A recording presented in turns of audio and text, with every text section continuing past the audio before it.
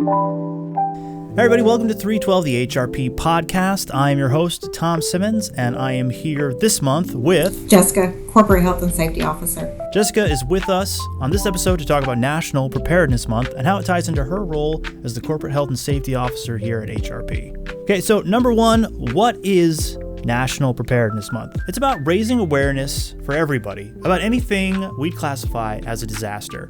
Your standard natural disasters like hurricanes, but also your health crises and even the man-made disasters. Today we're going to take a tack that looks at preparedness through the lens of health and safety at an environmental and engineering consulting firm. We'll talk about emergency action plans, training, and we'll also talk about how our own lives have been affected by disasters. So, Jessica, what is your perspective on National Preparedness Month? National Preparedness, in my view, is about planning and preparing for a worst-case disaster or emergency event. And it's also it's about building or having a strong system in place that allows being able to adapt quickly across many kinds of disruptions, so like natural disasters, epidemic, infrastructure failure, security threat, some type of blackout, whatever it might be. But strong preparedness approach should emphasize like a whole community readiness, clear coordination, meaning plans do matter, but relationships matter more. So agencies and like other organizations need practice communication channels before a crisis happens. Mm-hmm. Local capability, risk-based planning, so preparedness should be driven by realistic hazards and vulnerabilities, generic checklists, continuous improvement, so like exercises, after action reviews, lesson learned should lead to real updates and talking about them after it occurs. And also National Preparedness Month, or actually just National Preparedness itself, directly intercepts with our business, our worker safety, emergency action planning, and obviously employee communication. And if we're all prepared well, it can reduce harm not only to the workforce, but also the communities that we operate in.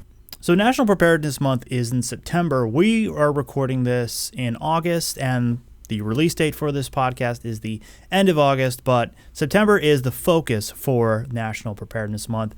For employees, why is this month a good time to revisit emergency planning and preparedness? Yeah, so like you said, September is a good time for employees to revisit emergency preparedness because it is, for one, National Preparedness Month, which creates a timely reminder to check those plans, to check your supplies. If you need to get supplies, then get supplies.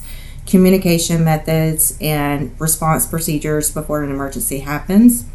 It's also practical and ideal because September falls during a period when several risks may be the top of mind, including hurricane season. Well, for the South region, hurricane season, its peak, I want to say, is October and November. So you don't want to wait till the last minute to prepare. So again, September is just the perfect timing to prepare for that.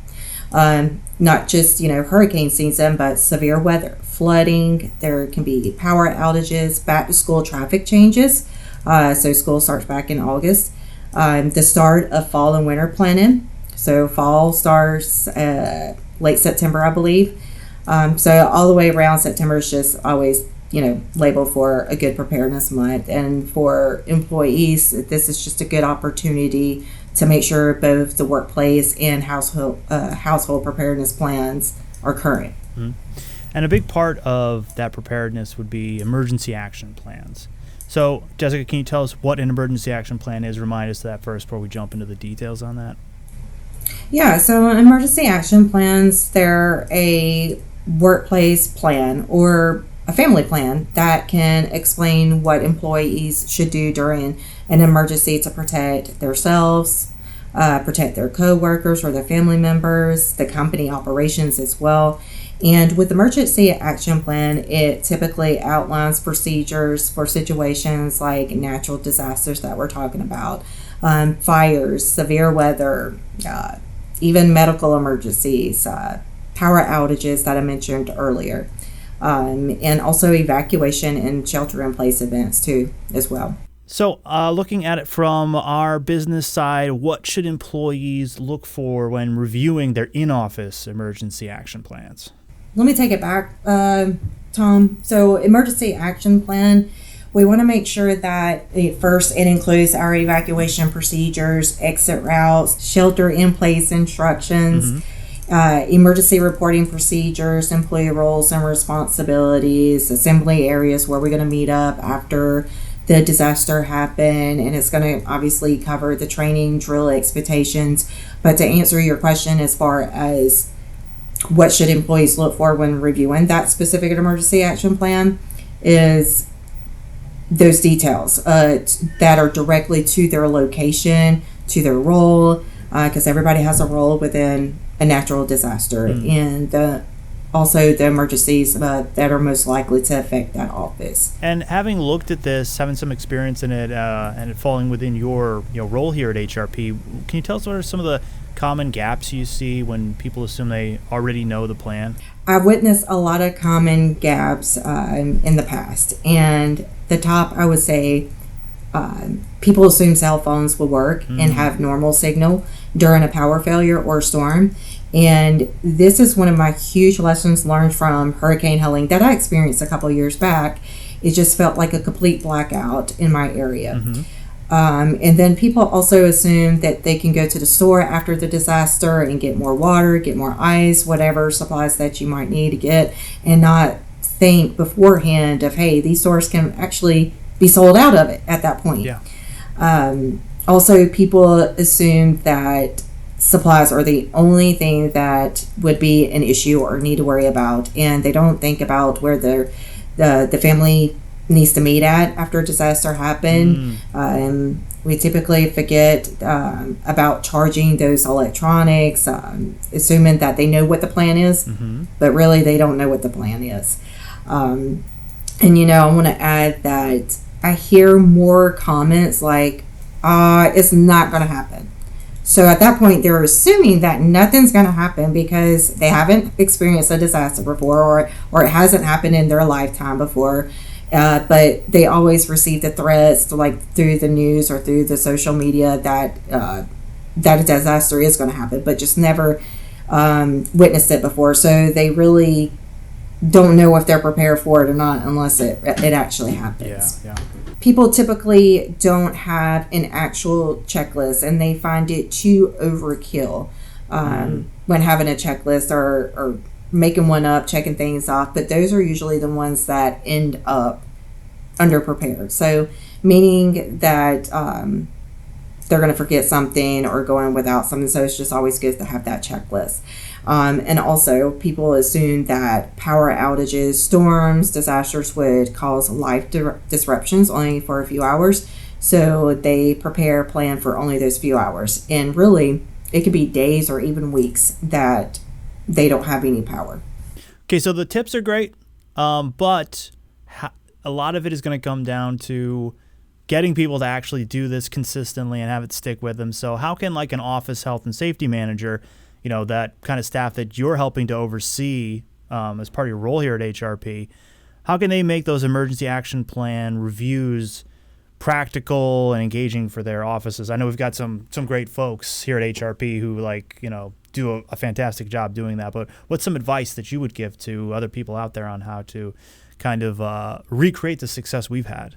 Yeah, so our office health and safety managers can help make emergency action plan reviews practical and engaging by focusing on real office scenarios, actually walking employees through evacuation routes, shelter areas, pointing out the emergency resources or even the emergency equipment, and just encouraging employees to question something about the emergency action plan. So if they don't know something about that emergency action plan, I encourage them to speak up. If they have questions about what could actually happen during an emergency, speak up. But overall, just having those discussions about their emergency action plan can help those employees remember the plan and identify those gaps before a real natural disaster occurs. So, okay, that's emergency action plans. Let's bring it back to Preparedness Month. Where are the topics that you think we should focus on for the month? Yeah, it's pretty simple. So, know your risk. Understand the specific natural and man-made disasters common to your area. And this includes whether if you're in the office, at home, or you're even traveling. And that's something that we failed to put a part of our plan. What if you're traveling? So, at that point, know the area that you're going, know the type of weather and the high risk of natural disasters in that area. I will include the hazards of these disasters with that topic as well. So know the hazards of whatever natural disaster that might occur. And know your role. Everyone has a specific role when it comes to preparedness. So for an example, after a disaster, who are you going to contact? So definitely have somebody assigned to a certain role and know what the responsibilities of that role is. Another example can be, who is going to be the one that sweeps the office to ensure no one's left behind after a tornado hit. So again, everybody has roles. Another topic can be plan. Know the emergency action plan and communicate that plan. It's no good for the plan if it's not communicated. And that's including your home as well as the office. Another topic we're going to focus on is prepare, or I should say act, meaning prepare for a natural disaster, whether again from at home, work, or traveling. And this is going to include your checklist, your preparation checklist, which HRP has a great preparation checklist. It covers what supplies that you should have. It talks about discussing the plan, putting a communication plan in place, having everybody's number down, along with some other procedures on that checklist too. And then lastly, we're going to focus on the topic of recovery. And that's something that a lot of companies don't talk about is, what are you going to do after the natural disaster? And, we typically get hung up on preparing for those disasters, but the number one thing in general, like I said, that we fail to do is just what we're going to do after that disaster happens. What's going to be the plan? And that this information should be included all within those office-specific emergency action plans. So know your risk, plan, prepare, act, and then recovery. And inside of that, we should definitely talk about what would be included in something like a basic go kit for work, home, vehicle. And what topic are you saying that's going to fall into? That's your plan and prepare part, right? Yes. All right. It is. And what would you say should go into a kit like that? And what is that kit too, just to frame it basically for us there? So it's just like a basic kit, like a go-to kit that when an emergency or disaster happens, it's something that should be stocked up with supplies of, water, first aid supplies. So if you get injured during that disaster, you'll have those first aid supplies handy in that kit. Battery powered or hand crank radios, extra batteries, maybe a couple flashlights, a whistle. Sometimes that's just how we're going to communicate after a disaster. Emergency blankets are pretty good to have as well. And then I always say that duct tape comes in handy as well. But that's just pretty much the basic go-to kit. If we get a little bit more specific, it just really depends on if it's a kit for your vehicle or if it's a kit for your home or your office. And as we mentioned earlier, HRP has offices, in addition to the traveling, of course, HRP has offices all over the Northeast, but with a large presence in the Southeast as well. Can you speak on, for the different locations, the different risks and how you can prepare differently for those different risks? Yeah, so that's a good topic because different geographic locations face distinct natural and environmental hazards. We already know that. And it's requiring location-specific and emergency preparedness strategies as well. But for one, HRP has distributed emergency action plans for each office, which is specific to that office and specific to that location. So that's what I was talking about earlier about knowing the risk of that area. And for the South region, we're high risk for hurricanes and tornadoes. So, and that's just an example to give.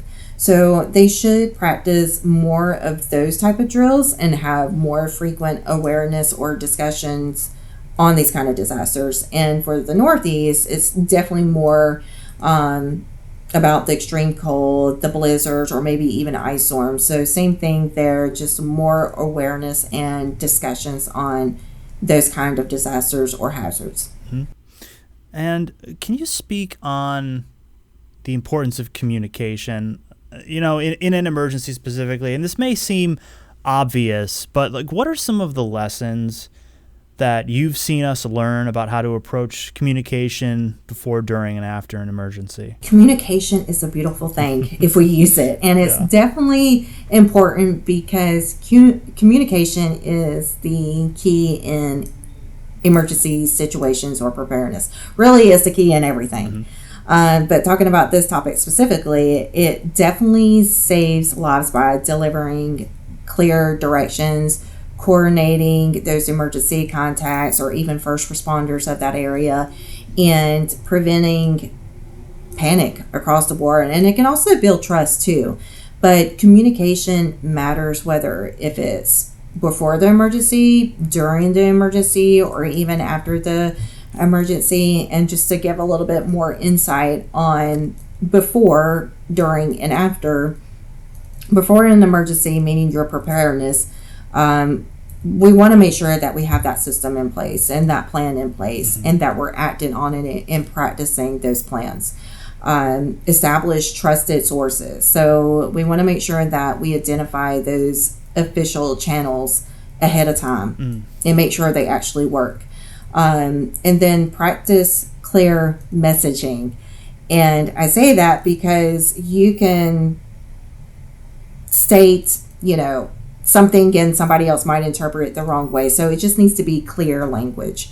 Another meaning of practice clear messaging is, when I say know your language, meaning when you hear the weatherman talk about a tornado warning or a tornado watch, you want to know what those terms mean. You want to know the definitions of that. Mm-hmm. So there's a lot of planning and preparedness when we talk about before an emergency occurs.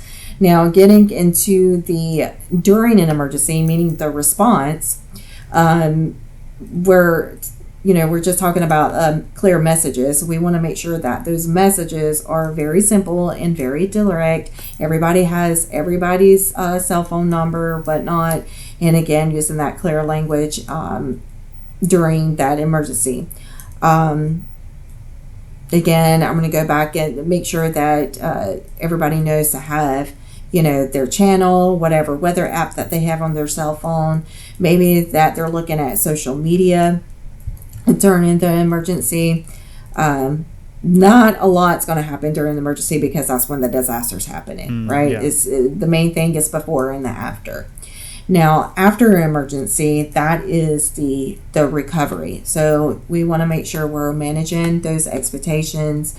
So that information about sharing realistic timelines for restoring power, or even having water come back on, the medical surveillance, we want to make sure that we're giving those right expectations to the employees, or even the responders or the authorities giving it to the community, right? Mm-hmm. We're not just talking about work, we're talking about home too as well. But the idea of that is just, we don't want to do like what's the saying, false hope causes frustration and anger. Provide resource locations, debrief and improve during recovery period, and also listen to the community feedback and listen to the employees' feedback on what's going on during their recovery stage. Mm-hmm. Yeah, and I think one of the things that we do really well here is the trainings that we offer. We're very thorough with our trainings. And I'm wondering if you can tell us a little bit about the relevant ones that HRP does, relevant obviously to this topic, and how you recommend folks get the most out of those trainings. Yeah, so when first let me say, when coming on board with HRP, we, as myself and the office health and safety manager or that employee's manager, will go over the emergency procedures and natural disasters. And for me, I'll point out the emergency action plan to the employee, cover like a high general overview of our emergency procedures and what to expect and how to report those emergencies and when to report those emergencies. Now, the office health and safety manager or even the manager of that employee will go a little bit more in detail of what that emergency action plan enlists. They'll also cover like a tour of the facility or the office to show the employees where those emergency locations and emergency equipments are if a disaster was to happen within that office. Now, also, each year we do cover health and safety guidelines on safety topics like extreme cold and heat, what to do in that kind of event. So severe weather. And for September, we just go a little bit deep into all the hazards of a natural disaster. So really training and awareness is all year round for HRP. And to demonstrate the understanding of what to do and where to go during a disaster, either myself or the office health and safety manager will perform drills throughout the year.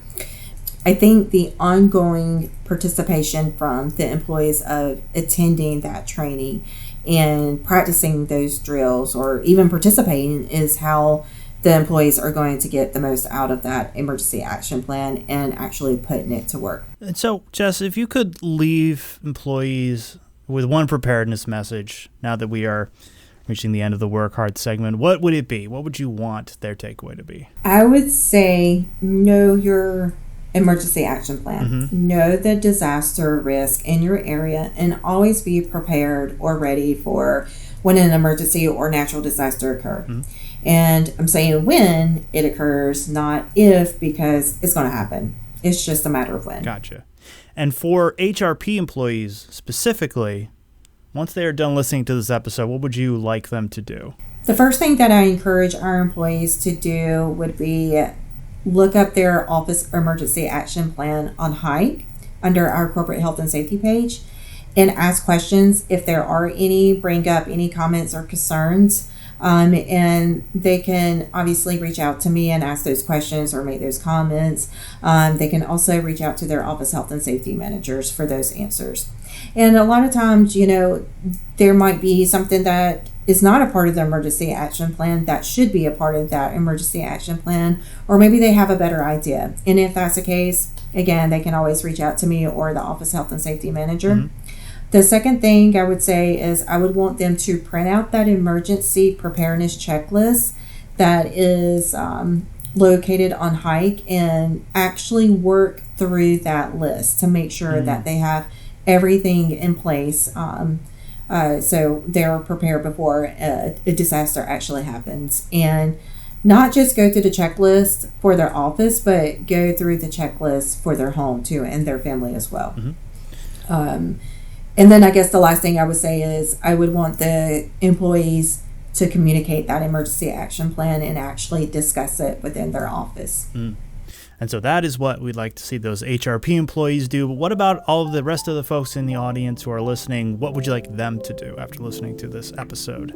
Please plan, prepare, and act. If you don't already have an emergency action plan at work or even at home, then now is the time to definitely establish and implement one and get it communicated immediately. And also work on gathering those first aid type supplies or your go-to kit for when there is actually an emergency or a disaster.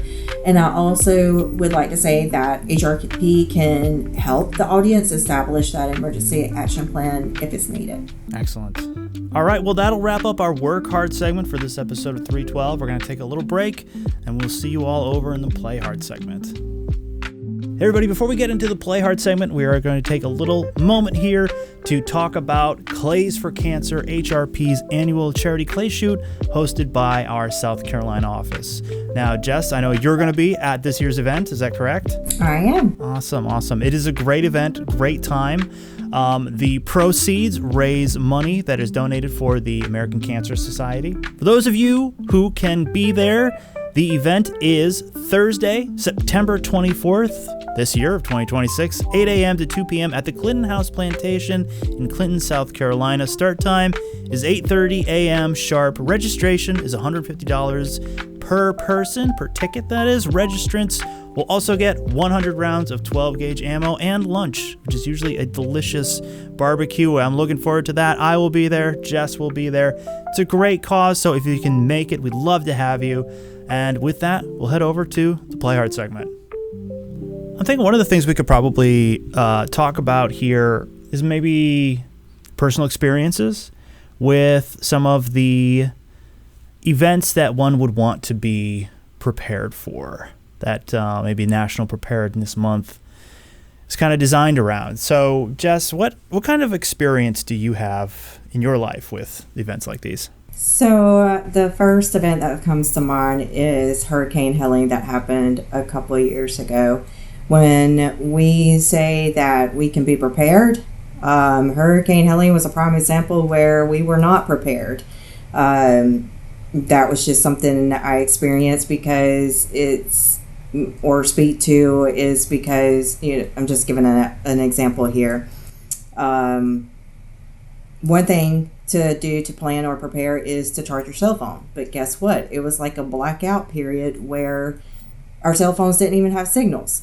So that was actually one of the worst experiences I've had or dealt with that was a part of a national disaster. Yeah, myself, I mean, living up here in New England, you don't get too many natural disasters that you have to face other than the occasional really bad like hurricane that comes through or big unexpected snowstorm.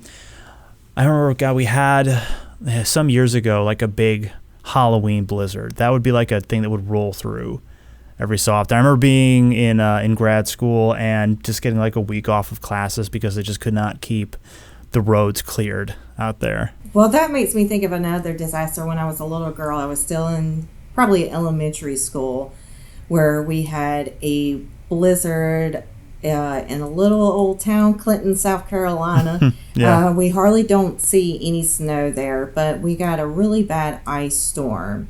And, I mean, no power. We didn't have power for maybe 2 weeks. We couldn't get on the road.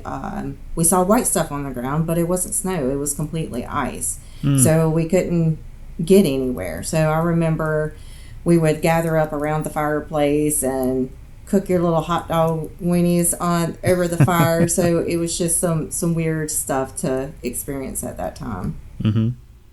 Yeah, I think in my personal life, the only like real preparedness thing I have is just like always charged headlamps or flashlights when the power goes out. Yeah.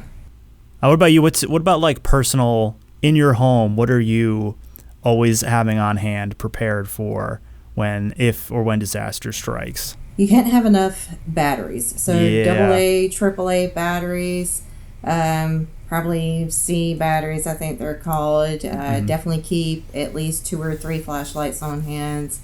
Always keep candles in the house, but I would say those are the top 2 things I always say to have. Mm-hmm. Yeah, my apartment, we always have like the water is always running, right? We don't need to worry about like the power to that. But I guess there are definitely going to be like circumstances, maybe in a natural disaster, where like the water might be compromised, right? So maybe you're right. Yeah. People who have wells. Mm-hmm. So when the power goes out, their water doesn't work. So especially during Hurricane Helene, when our power was out, we're off a well, so we didn't have any water. We had to run out and grab several gallons of water, which we would, go out of that. Stores couldn't keep enough water in stock for that. So I would say definitely keep a large amount of water at the house, especially for the ones who don't have like city water or whatever, or who has well water. Yeah. Do you have like a recommended amount, like offhand? Oh, I couldn't tell you how many gallons of water we went through. Yeah. I mean, it's really got to be based on like both your usage and the number of people that you've got to like look after in that circumstance. Well, we're a family of 4, so that's, trying to flush the toilet. You needed water for that, water to wash the clothes outside, going back in the old days, washing them in the containers, washing yourself outside. So it's a lot of water. Yeah. How long did the Hurricane Helene stuff, how long were you guys like in the lurch for that, your family? Personally, 13 days. Damn. Wow. 13 days, yeah. What was it like at the start, and what was like through the progression of that? How was it for you guys? Did it get like, it was really bad the first few days, but then we fell into a rhythm and like, X stuff was okay and we adapted, or was it pretty much like you guys were like out of it for that whole period? So honestly, I'm disappointed to say that I didn't get to experience the hurricane. I was in New York and my flights kept canceling, and I didn't have any communication with the kids or the husband, and I think that's what freaked me out the most. I was finally able to get a flight into Charleston the day after all the flights had been canceled, and then when I got to Charleston airport, flights were being delayed, and still no communication with my husband because he didn't have any signal. All the rental cars were completely gone, and on the news, there were several roads that were blocked because of trees being down and it being flooded. But when I was able to get a flight at GSP, my husband was able to come pick me up, and when we got on the highway, there was no light. No light. And that was just something scary to go through, because when you're going down the road, you're going to have some kind of light. Yeah. There's no lights. We couldn't go the average speed down the highway because we were dodging tree limbs and trees. I would say probably the worst part is actually after. Well, for me, it was after because I didn't experience the actual hurricane. Yeah. But so by the time you're back in the Carolinas from New York, whoa, it's gone. There's like the rain, the wind, that's over. Now it's just the aftermath. Yeah. Okay. And it's looking wild on that highway. And like, how long did it take you guys to get back home versus like what it normally would? Maybe 2.5, 3 hours, and on average, it's usually like a 45 minute to an hour drive. Wow. Yeah. A lot of detours. And what was it like when you were able to like finally get back in? Like, did your guys' house or property like suffer a lot of damage, or did it look mostly normal? The roof had a little bit of damage. The front porch had a little bit of damage. I think the most that we got were just a lot of down trees around us, and a lot of power poles were down. And, in our neighborhood, I mean, just like everybody else, we have a bunch of power poles, and we actually have 2 in our yard on each side of the house. So as far as damage goes, the house was pretty decent. It was just the property around us. And so you've still got 11 days ahead of you of dealing with this. So take us through that journey. Oh my goodness. So it's not fun. No. Not having power, your air conditioner, not fun of not having a cell phone, or even I read a lot on my Kindle, so I didn't have that.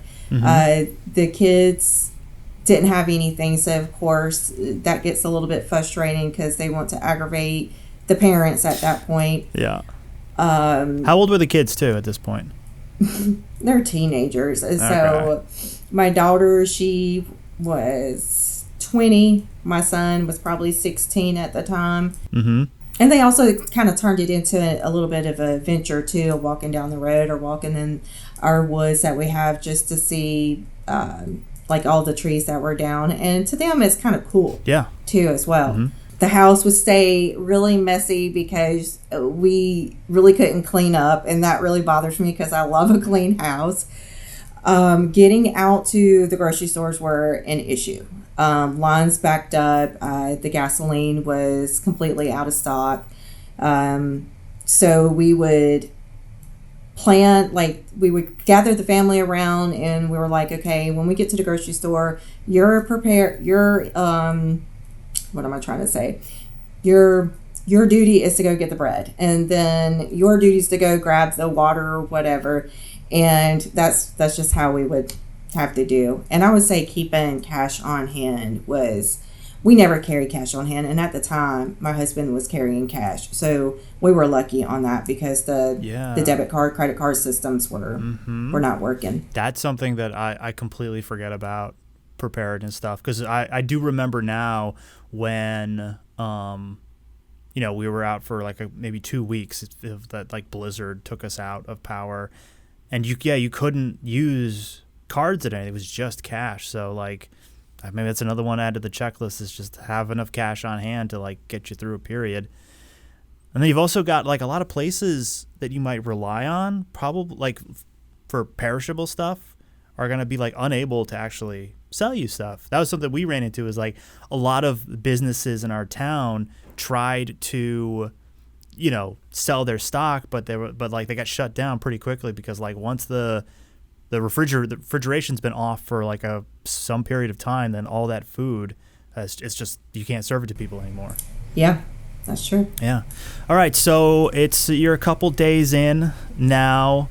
The kids are maybe starting to get a little stir crazy. You're trying to figure out how to keep things together. What were the temperatures like here? You mentioned like the lack of AC. Like, what was that like?